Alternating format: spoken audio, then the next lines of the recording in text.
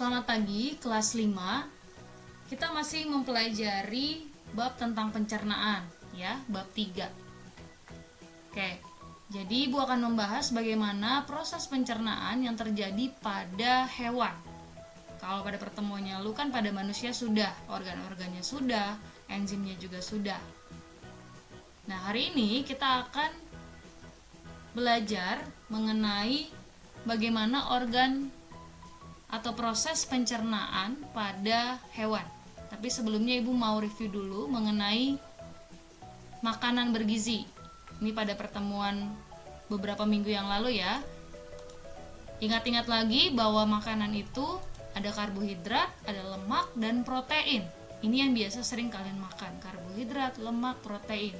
Kalau yang karbohidrat, ini bisa kita ketemukan di mana? Di gandum, di umbi-umbian, ini umbi-umbiannya, salah satunya kentang, ada jagung, roti juga termasuk makanannya mengandung karbohidrat, nasi juga. Karbohidrat sangat penting berfungsi sebagai sumber energi bagi tubuh kita. Ini sumber energi utama yaitu didapat dari karbohidrat.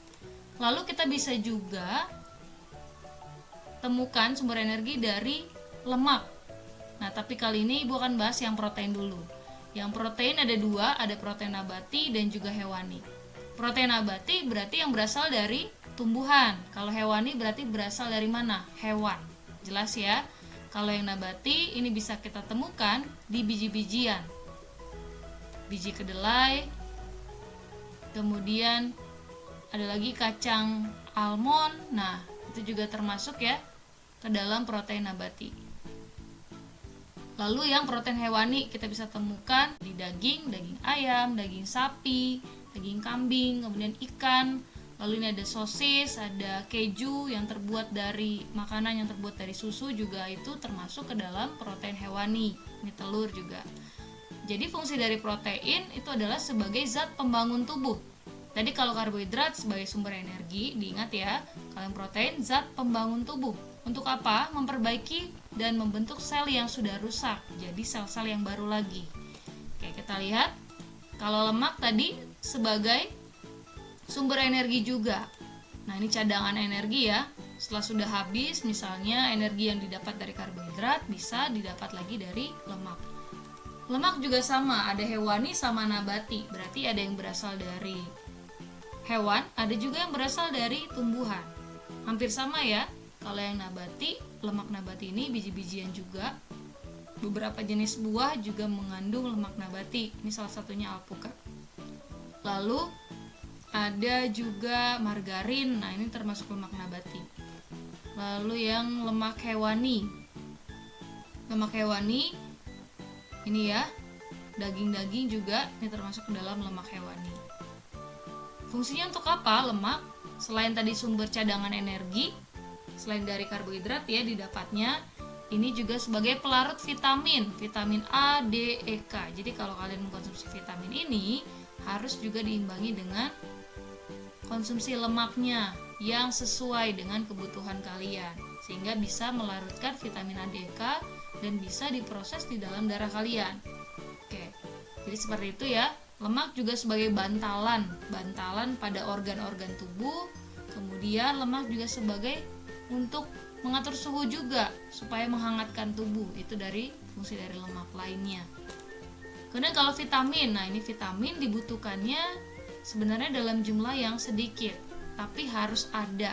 Itulah vitamin. Vitamin A kita bisa temukan di wortel, kemudian di kuning telur, lalu di keju, tomat, dan beberapa jenis buah, buah-buahan, dan juga sayur. Nah, ini fungsinya kesehatan mata dan kulit ya, pertumbuhan, daya tahan juga tubuhnya semakin meningkat. Kalau kekurangan berarti tidak bisa melihat dalam jarak yang dekat, tidak bisa juga melihat dalam jarak yang jauh, rabun dekat, bahkan juga rabun senja. Nah, kulitnya bersisik jadi tidak bagus ya, kemudian kasar dan daya tahan tubuhnya menurun. Lalu vitamin selanjutnya ada vitamin B. Nah, ini diingatkan lagi nih, vitamin B ini adalah untuk mencegah penyakit beri-beri. Diingat ya, B. Mencegah penyakit beri-beri, mencegah penyakit anemia juga. Jadi fungsinya ini mencegah penyakit beri-beri, membantu pembentukan sel darah merah, meningkatkan nafsu makan, membantu pencernaan. Vitamin B kita bisa temukan di kacang hijau, lalu ada di susu, kemudian di daging-dagingan ya, kemudian di tempe, di kacang kedelai, kemudian kacang merah, juga ada di gandum. Nah, lalu vitamin C ini pasti untuk apa kira-kira fungsinya?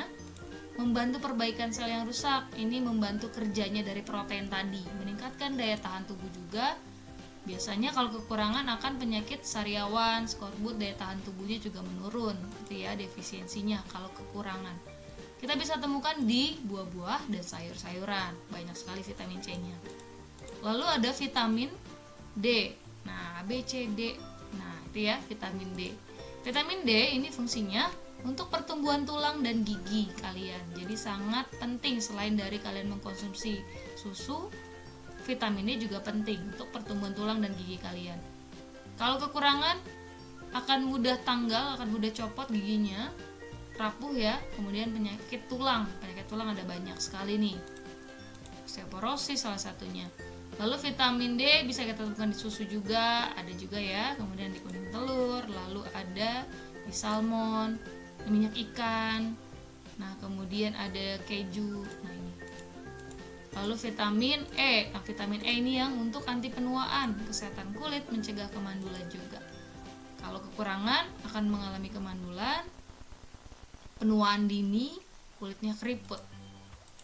Oke, kita bisa temukan di kacang-kacangan, kacang hijau, kacang merah, baru beras merah, ini banyak vitamin E-nya. Di brokoli juga ada ya vitamin E, sayur-sayur. Kemudian ada vitamin K. Vitamin K ini ingat ya, kalau vitamin K itu membantu proses pembekuan darah supaya lukanya cepat menutup. Nah, ini kalau kekurangan akan terjadi pendarahan yang sulit dihentikan. Kalau sulit dihentikan berarti akan mengalami kekurangan sel darah merah, yaitu anemia. Vitamin K kita bisa temukan di sayur-sayur hijau, ya ada bayam, lalu ada kangkung juga. Jadi sangat penting ya vitamin A, B, C, D, E, K-nya ini. Selain ada vitamin, ada karbohidrat, protein, dan juga lemak, kita perlu mineral. Mineral juga dibutuhkan oleh tubuh kita dalam jumlah yang sedikit tapi harus ada. Itu dia. Ada kalsium dan fosfor, ini untuk tulang dan juga gigi. Penting sekali ya. Zat besi. Nah, zat besi ingat, zat besi itu adalah salah satu mineral yang merupakan penyusun dari sel darah merah kalian. Jadi, sel darah merah kalian itu yang baru dibentuk dari salah satunya zat besi ini. Jadi, kalau kita tidak mengkonsumsi makanan yang mengandung zat besi, nah ini akan mengurangi nih ya, mengurangi proses pembentukan sel darah merahnya nanti. Akan terjadi anemia ini kalau kekurangan zat besi. Lalu mineral lainnya adalah yodium. Nah, yodium ini sangat penting. Kalau kekurangan akan mengalami penyakit gondokan. Ini adalah pembengkakan di kelenjar ludah, kelenjar air liur, bengkak sehingga menjadi seperti ini, sulit menelan. Itu ya, susah menelan dan akhirnya mengalami penurunan berat badan kalau yang gondokan ini. Oke, kemudian air sangat penting sekali ya. Berapa banyak kita harus minum air? Paling tidak adalah 8 gelas sehari. Oke. Ini pedoman gizi seimbang ya, diingat baik-baik. Jadi yang paling bawah apa nih urutannya? Air putih ya, baru yang ke tingkat yang kedua. Ini ada karbohidrat. Tingkat yang ketiga ada porsinya nih lebih banyak apa nih? Setengah-setengah nih, 3-5 porsi. Ada buah dan sayur. Lalu di atasnya lagi ada ini ya, lemak dan protein, baik secara nabati dan juga hewani. Oke. Nah, kita mau bahas organ pencernaan hewan. Kira-kira bagaimana ya hewan kalau makan gitu, bagaimana nih? Kalau kita lihat dari cacing tanah, dari mulut baru masuk ke makanannya lewat tenggorokan dulu. Jadi dia makannya lewat tenggorokan dulu, terus lewat baru masuk ke kerongkongan. Jadi seperti itu ya cacing tanah. Kemudian baru menuju ke empedal. Nah, lalu dari empedal akan diolah di usus, Setelah di usus akan dikeluarkan menuju anus. Inilah urutan dari cacing tanahnya. Jadi ngelewatin tenggorokan dulu nih, sampai bisa makanannya masuk ke bagian empedu. Hanya lewat saja gitu ya. Sekarang kita lihat kalau yang serangga seperti apa. Nah, ini serangga. Dari mulut akan menuju ke kerongkongan. Nah, baru ke lambung, lalu ke usus. Setelah dari usus ke anus. Ini mirip ya dengan perjalanan pencernaan pada manusia. Nah, mulut, kerongkongan, lambung, usus, dan anus. Nah, bahkan di serangga ini ada tembolok juga ya. Jadi tembolok ini adalah tempat untuk menyimpan makanan dulu sementara, sebelum nanti akan masuk ke bagian lambung. Itu dia. Lalu ikan. Kalau ikan, proses pencernaannya urutannya dari mulut, kemudian menuju ke kerongkongan, sama ya kayak tadi, lalu lambung, dari lambung menuju ke usus, dari usus menuju ke anus. Ini hampir sama nih dengan proses yang serangga tadi, tapi yang di serangga ada temboloknya untuk menyimpan sementara, tapi kalau di bagian ikan tidak ada. Kemudian amfibi, katak. Nah, ini juga hampir mirip ya, mulut, kemudian menuju ke kerongkongan, dari kerongkongan ke lambung lagi, dari lambung akan dicerna lagi di usus, lalu dikeluarkannya bukan lewat anus ya, tapi kloaka namanya. Jadi kalau kloaka itu adalah saluran tempat keluarnya feses dan juga urin. Jadi satu saluran namanya disebut kloaka, tempat keluar feses dan urin. Tapi kalau anus khusus untuk yang feses saja. Itu ya, itu pada amfibi. Kemudian kalau kita lihat lagi reptil, ini ada buaya. Urutannya hampir sama juga, mulai dari mulut kemudian menuju ke kerongkongan. Bisa dilihat ya, ini kerongkongannya. Lalu ke lambung. Ini jauh sekali perjalanan dari kerongkongan akhirnya sampai menuju ke lambung. Dicerna sedemikian rupa dengan enzim yang ada. Lalu usus, ke usus dan kloaka juga. Ini satu saluran tadi untuk pengeluaran feses dan urinnya. Kalau burung ini dari mulut, kemudian ke kerongkongan dulu, lalu ke lambung, terus kemana lagi? Ke usus, lalu ke kloaka. Nah, ini juga sama ya. Berarti ada yang memiliki kloaka tadi, ada apa saja? Ada burung, kemudian ada lagi, apalagi selain burung ada amfibi, lalu ada reptil. Oke. Nah, di sini pada burung juga memiliki tembolok. Fungsinya sama dengan yang di serangga. Tembolok itu berfungsi untuk menyimpan makanan sementara. Itu ya, pada burung dan juga serangga tadi yang ada temboloknya. Selanjutnya adalah mamalia. Nah, mamalia sapi, itu ya, kemudian kambing. Nah, ini juga mamalia. Hewan ini disebut juga hewan ruminansia namanya, atau hewan memamah biak. Kenapa disebut itu? Karena pada proses pencernaannya makanannya diolah 2 kali. Jadi setelah dari mulut sudah masuk, diolah, balikin lagi ke mulut.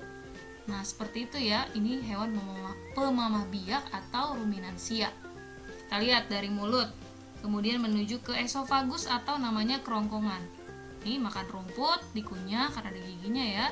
Kemudian masuk ke esofagus atau kerongkongan menuju ke bagian rumen yang ini. Ini kantung besar yang ini. Menuju rumen. Kalian bisa lihat tanda panahnya, menuju rumen. Nah, di rumen ini terjadilah proses pencernaannya, pemecahan protein, lalu polisakarida itu karbohidrat ya.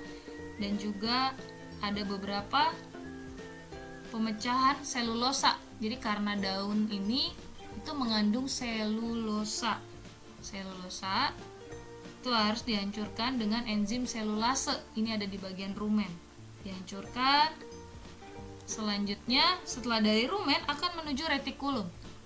Ini ya, tanda panahnya akan menuju bagian retikulum di sini. Di retikulum ini makanannya dibentuk menjadi bolus. Menjadi gumpalan-gumpalan gitu ya, jadi bola-bola. Nah, jadi bolus namanya. Dari retikulum balik lagi ke mana? Ke mulut.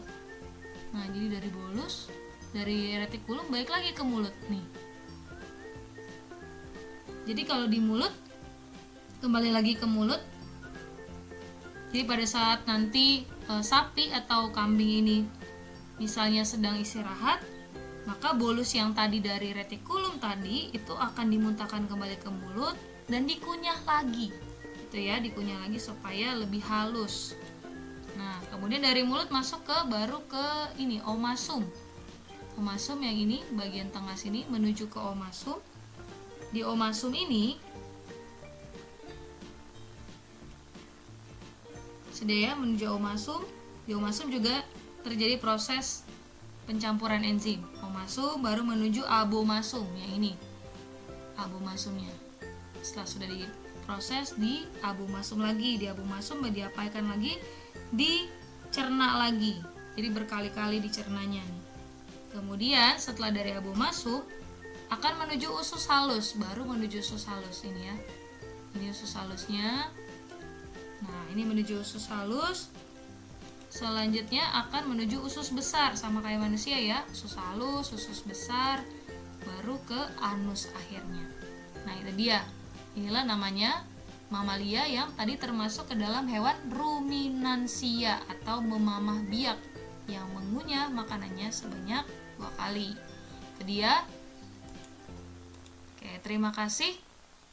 Kalian boleh catat, kalau bagian yang tidak ada di buku kalian catat, kalaupun ada di buku kalian boleh garis bawahi, jadi tahu poin pentingnya apa.